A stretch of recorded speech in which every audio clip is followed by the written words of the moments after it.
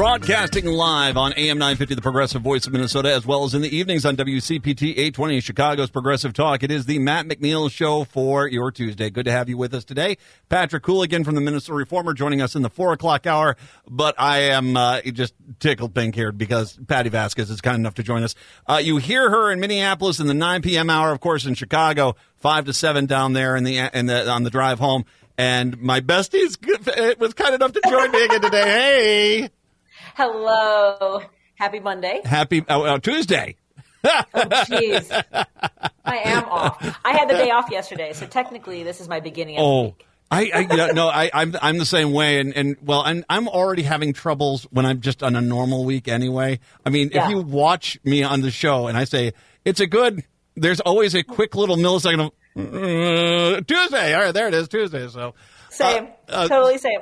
I am, by the way, I'm joining you from Los Angeles, just so you know, this is not my beautiful home. Oh. For those watching, I'm visiting friends out here. So. Well, and I hope you're having a good time out there. I wanted to have, I'm having all my favorites on to go through the spike the football moment here of Trump getting found guilty and every Republican wetting themselves. So, it's so crazy. Well, last Thursday we were doing the show, and I'm thinking we're sending the jury home, and it happens. When you heard all counts guilty, talk about what you went through there? I was surprised. I mean, because here I thought that that when they asked for the note, they asked for testimony from Pecker, from Cohen, and then they asked for the jury instructions. I thought something was happening. I thought that they were like arguing and trying to select what they could convict on. I thought it was going to be a hung jury. I think that was my instinct. So I was flabbergasted. I was stunned. And then, this, how quickly the trolls, the rage, they just started filling up everything that I like, not even just that day and our reaction to it, but going back weeks, like they're just looking for people to attack, the crying, the screaming, for people who told us to honor the system. When Kyle Rittenhouse was convicted, they're like, honor the jury. And like, we let that, there are protests, but we let it go. We're like, all right, that's the way that worked out. But they're like, no, this is rigged. The judge is can't be impartial. But how do you not just question the process? And it's happening over and over again. The people surrounding him who've been indicted, who have been prosecuted and found guilty, many of whom have been imprisoned. I like the disconnect from reality and the truth is staggering. It really is. It is amazing to watch how all of them got in line. That it wasn't just the Marjorie Taylor Greens and the Lauren Boeberts. The Speaker Johnson is out there. The Senate leadership is out there, all talking about somehow some star chamber controlled thing of, that Biden controlling the New York state government, the court system, and basically that somehow knowing he was going to be president, he was going to win the election in 2020, started this investigation in 2018. And so, there's just no level of, I've always said this. I said these people do not want reality; they want their narrative validated. And so when something butts up against it, like Trump's guilty of 34 counts because he tried to pay off a porn star and keep it quiet so he could win the election in 2016. When that happens, all of a sudden it just has to the entire psychosis, the id of the Republican Party has to scream, "It's not true," and that's just it. I agree. And, I went like that day when they were, they said this is entirely political. If he wasn't, they never went after him for other things. Only I checked and he's been the defendant in civil cases in hundreds. There are over 4,000 cases because, he also sues. Yeah. But there have been hundreds of cases where he's been the defendant going back decades. So they can all spare me with it's, no, he's always been a horrible person and you have fallen for it. Some of them are not, they haven't fallen for it. Some of them are committed to the lies. the deceitfulness, to wanting to impose their values, whether it's, racism or Christian nationalism or whatever it is. They are committed to it no matter what form. He's their Trojan horse. They all just pile in, get through the gates, and do what they want, which is what they did with the judges. They refuse to acknowledge that this has been he has been a horrible human being for as long. His father being a slumlord and racist, and he was raised in it. He's covered in the muck, and they walk up to him and they're like, "We want some of that. We want to rub up all against that muck. We make us as slippery as possible." Okay, so something you'll appreciate. So this morning I'm walking my dog, and there is a neighbor couple. They just had a new baby.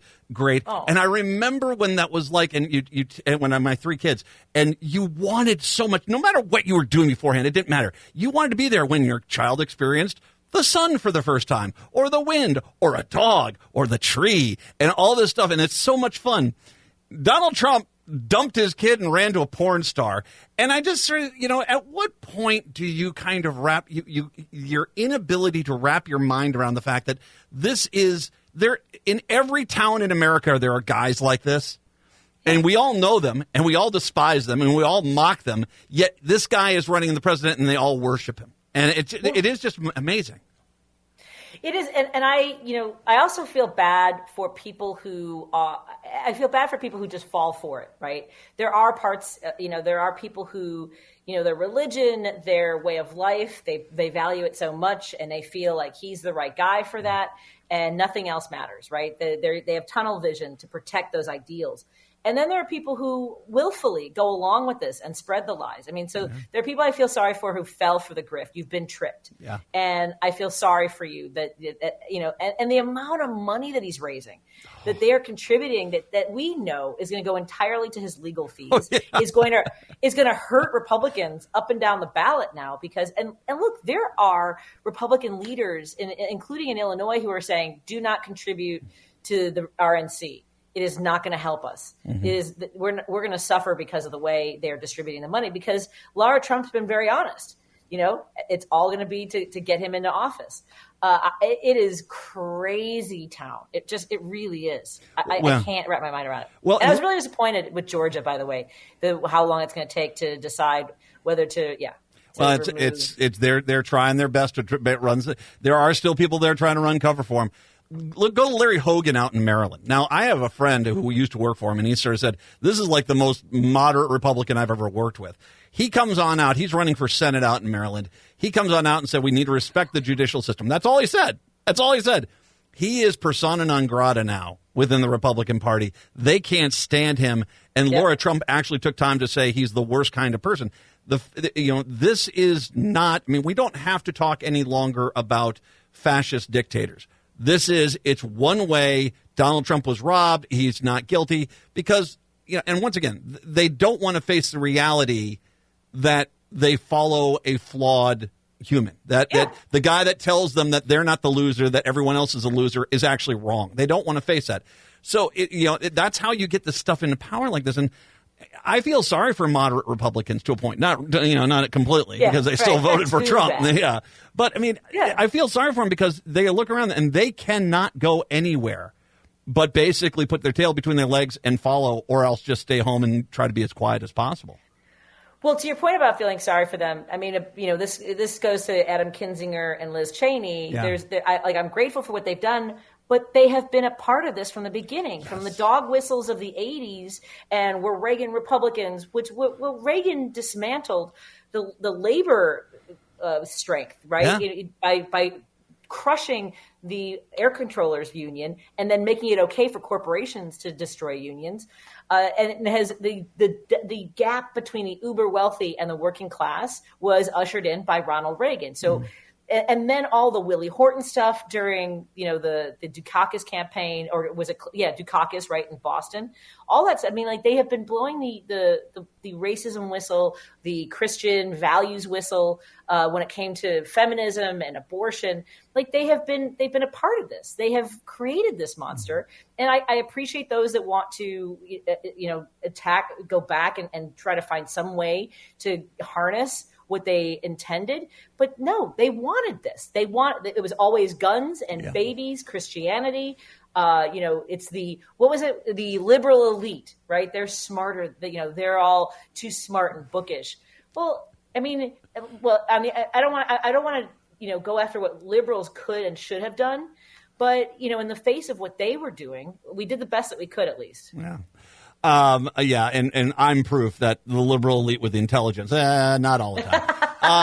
Patti Vasquez joining us. One thing, I'm going to go dark here, okay? 30%, 30, not this kind of dark. Oh, boy. 30% of this country follows him and loves him. And I think that they are willing to go down these lines. I have noticed a definite change in rhetoric. Talk about, we have to fight civil wars. We have to use our guns. We have to do these things. This is coming from the right now. I think that when you talk about the racists and the Christian nationalists, they realize they are closer than they've ever been in this country to taking control and never giving it back.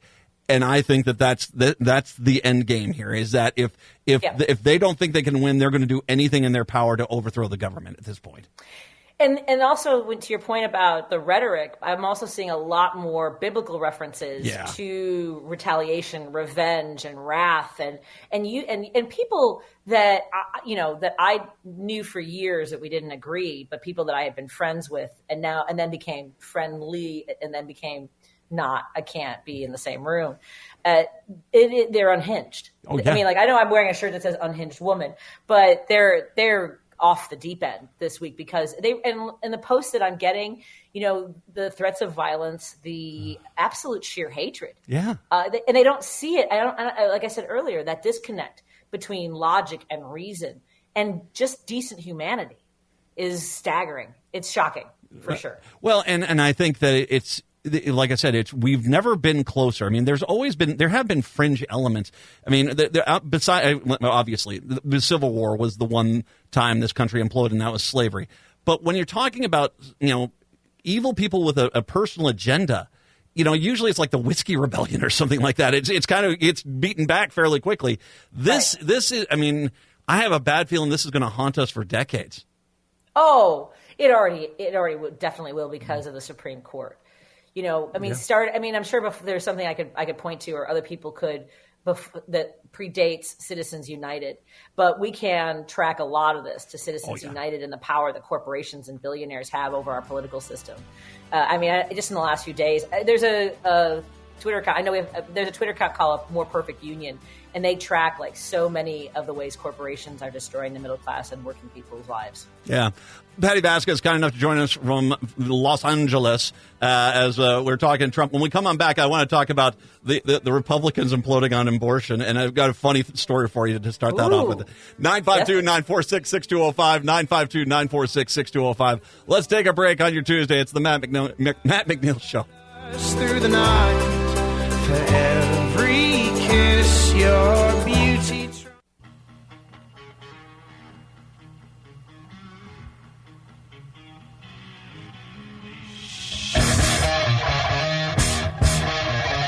It's the Matt McNeil Show with Patti Vasquez, kind enough to join us once again, 9 p.m. tonight here on AM 950, in the afternoons in Chicago, 5 to 7 weeknights. It is a fantastic drive time show if you've not ever had the chance to enjoy that. If you're an MSP, get down to Chicago, make sure you're listening to that. And Chicago, get up here. We're having fun. 9 p.m. here in town. I will give shout out to Minocqua Brewing. That's where you got that great shirt. Yes, there was, a lot of people will leave reviews for his tap room and clearly have never been there. They're like, the owner is an unhinged woman. So Kirk Bangstead, who is the owner, and decided to make a whole, he takes a lot of the reviews and turns them into shirts and different, elements, whether it's abortion rights or voting rights, all those things. So MinocquaBrewingCompany.com, a little shout out to my sponsor. Sorry, I don't know if I should do. No, you're more than welcome to. We've worked with them in the past as well. They're fantastic. Okay, so I had a person come to me, and just a right-wing person, all upset, all angry, because all you Democrats have given up the ghost. Look at you. You're all for abortion rights now. And I'm like, okay, so wait a second. You kicked the door open. You told us to go in through the door. We did, and now you're angry at us because of your actions? It is amazing to me They clearly, I mean, I had the story yesterday. South Dakota's got a ballot initiative. It's leading by 20 points in South Dakota. To enshrine abortion rights? To undo what Kristi Noem's abortion restrictions there. So wow. you've got, I mean, this is one of those things where, they caught the dog that caught the car. They don't know what to do with it. And so all they can do is just scream at us and act like we're somehow inferior because they were too stupid to realize what they were about to do. Well, and the thing is, and to your point about how these are doing these resolutions and referendums in Missouri, they needed 180,000 signatures to get on the ballot to protect abortion rights. They've collected over 360,000, I think, more than double. So that shows you the energy behind that. And then places like Texas they want to put the idea of capital punishment for women who have abortions. So what they're saying is, if you are raped and you want to make sure that you take care of yourself, the punishment for an abortion is worse than what the person who raped you would receive. Yeah. Like make this make sense, folks. No, they can't. Well, and that is, and I just read a story today from CBS News about, the woman, unfortunately they lost their child, and the nightmare scenario that they had to go through with multiple doctors, multiple hospitals, because the laws are so vague that even if you have a fetus with no heartbeat, that there's no way that you really can, abort that, even though it's the fetus is dead, you're going to die if this doesn't get out. And they basically said, have you thought about going to New Mexico? Isn't that crazy? Yeah. So I recently traveled by Amtrak to New Orleans, and I fell asleep like somewhere in Indiana, and I woke up in Mississippi, and it struck me that every state I had traveled through, if I was younger and still of childbearing age, how unsafe I would be. Let's say, one, if I was sexually assaulted and my ability to take care of myself would be hindered. But what if I was pregnant and had a medical emergency? And the idea that I would not be able to get care where I was is just astounding to me. And to assume that, and to force women who maybe, whether it's financial or, when you need that kind of care, you also need to recover. So now you have to recover in New Mexico, not surrounded by the people who might support you at home, maybe take care of the other kids that you have, help you bring a casserole dish, just the things that we do to uplift each other. It's, I hate this so much. I hate this timeline so much. Yeah, I really do. Well, you have Missouri, Tennessee, I think Alabama all put forward arguments that, and none of these passed because obviously it gets struck down pretty quick, to prevent pregnant women from leaving the state. That right. It is the Handmaid's Tale. I mean, it's this insanity, all by white elderly men. All by elderly white men, and I just and the women who support that. I mentioned earlier my friend who was posting Deuteronomy quotes about revenge and wrath. Like, she's out of her mind. She's one of these people who thinks that Michelle Obama is a man. Like, what the thing, and you know what I really hate about this too, all these QAnon people, especially like the guy yesterday who was in the Fauci hearings, mocking him behind his back, right? That Jan 6 guy. Yeah. Like even when presented with the truth, there's never like, oh yeah, I was wrong about that. Like, I have a friend, let's call him Tim because that's his name, Slagle. And he like, I remember in Clinton, when Clinton was running, Hillary Clinton, he said, oh, if you look at the pictures, she's clearly sick. She's got a white spot on her tongue. She's got cancer. She's terminal. Well, here we are, freaking 8 years later, and like no semblance of like, well, I was wrong about, is it possible you could be wrong about, I don't know, everything. Yeah. I know that, like, look, here's the thing. And that's the thing.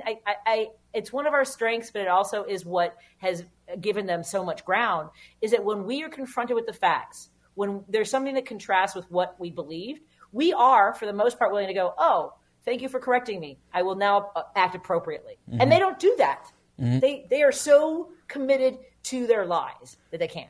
Well, and until you get it out either into a court or out in the public, which brings up Florida, because they're going to have, we talked about South Dakota as a 20-point swing. Florida is going to have an abortion amendment on their ballot. And have you noticed that Florida, the psychos down there, the Republican Party, have all of a sudden changed their tone and dynamic, and they're not really talking about abortion anymore? They very quickly, because they know Rick Scott barely won election down there, and they know as well that this is, This is an issue that motivates particularly Republican women to go out there and vote, and they're seeing the writing on the wall. I'm hoping Florida goes the way I think it's going to go. I hope so, too. I think that you're right. I think that we have a chance there. And there are places where I think that there are people really doing a lot of groundwork. Like, in Missouri and in Wisconsin, the percentage of Republicans that are being challenged it has gone through the roof. Yeah. I mean, I think Missouri is at like 80% when they were at like less than 20 previously of Republicans being challenged. And I think Wisconsin, in their first post, unrigging the gerrymandering, they're at, I think, 94% of the seats of people running for office. So it's amazing with Democrats going. Well, and that's how we did it in Minnesota. Oh, it's exactly how we did it in Minnesota. Yeah. You basically, even if it's a deep red district, if they have to spend money, if they have to defend themselves, it helps everywhere down the ticket. The reason why Minnesota has the trifecta right now is because we had great DFL candidates out in these rural districts running, and basically it helped the other districts across the board. Yeah, thank you, DFL. We love DFL. We want more of that, please. Amazing. So, I'm going to ask, Chicago, I'm presuming you guys have a huge Pride event coming up here at some point, right? Yes, we have our big Pride event. It's the last Sunday of the month. We're going to be, WCPT will be in the parade. I had a dream last night, Matt, that I was in a verbal altercation with somebody, long story about that, but I dreamt that I missed the parade. And I was so devastated. I was heartbroken.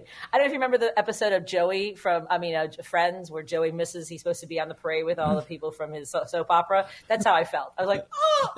In my dream. So I will definitely be there. I'm going to be there like camping out the night before to make sure I make it. All right. It's spectacular in Chicago. I might have to head on down. Of course, we got ours about the same time, so we'll have to figure this out. But we got to see each other again. I miss you, dear. Next week. I won't be able to see you because we don't do video as well as you guys do, but maybe next Monday or Tuesday. By all means. Sound good? Patti Vasquez, once again, 9 p.m. tonight here on AM 950. Of course, 5 to 7 in the afternoons on WCPT 820. Patti, all my best. Travel safe back to Chicago, okay?